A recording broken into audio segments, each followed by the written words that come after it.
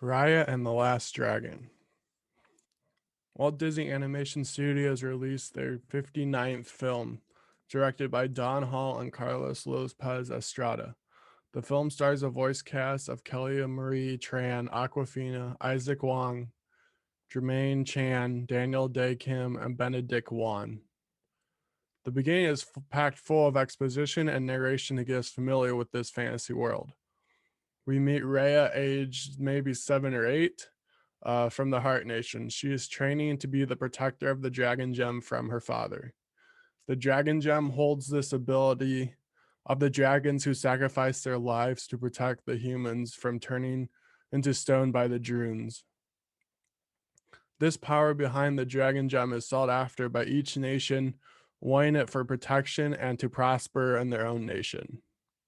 A fight breaks out between Raya and the army of the Fang Nation. The gem breaks into 5 pieces. Drunes enter and turn the humans into stone. There's nothing left to protect them without the gem. Each piece is taken by a leader of the nation of each nation. 6 years pass then, and the story really picks up from here with Raya searching for the gem pieces to restore the gem and defeat the Drunes. The beginning of the film had me a little worried because it seemed to be a movie that is targeted towards kids 7 years or younger. It seemed like this was going to be a movie that was just not for me. But once that time passes and Rhea grows up, I got really invested in the adventure. The characters had a goal and they were on the hunt for these gem pieces. Rhea and her team that forms along the way have to collect all of these pieces from each of the nations: Fang, Spine, Heart, Talon, and Tail.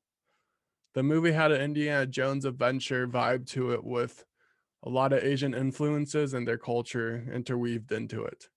The film is actually very similar to Moana, with the story of the girl and an animal friend off on an adventure to save their land. Although I like the adventure aspect of the movie, I thought achieving the gem pieces were just a little bit too easy accomplished for the team that they put together. Now Rhea finds Sishu, the last dragon, to help bring peace to the nations and restore the gem. Awkwafina plays this dragon, and she does a absolutely great job. She is funny, likable, and a joy to watch. Sishu was built up to be this all-powerful, confident dragon that can do anything and save the world instead. Sishu is a klutz. She's free-spirited outcast. Uh, she big caring soul, but no like brute strength. Her ability for a dragon is that she can swim super fast, while all the other dragon abilities are fantastical and amazing. Hers is just dull and not really helpful at first, you think, but then it really pays off.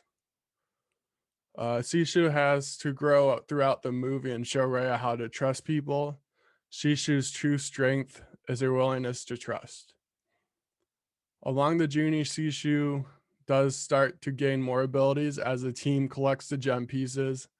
I like seeing what ability was going to gain next, and even though she does change into a powerful dragon, her heart stays the same by the end of the movie.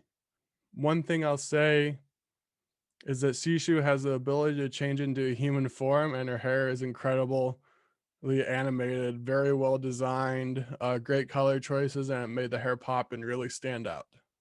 A message of the movie is really about coming together as a family and achieving a goal. And this is called Kumadre. Rhea gains Kumadre along her adventure by picking up these other characters that have lost their families from the Drunes and the other nations. Rhea and Shishu first meet Boing and Tail, who is a 10-year-old kid that has a boat.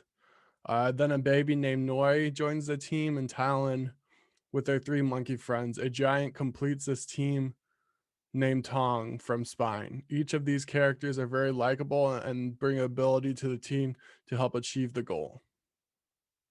Along with these characters, Rhea has an armadillo-like friend named Tuk Tuk. All the animals in the movie are creative and help expand the world created in the movie. Each one is colorful and unique. I really like the toot and boom animal. The animal would fart and then explode with a colorful cloud of color. It was gross and beautiful all at once. I loved it.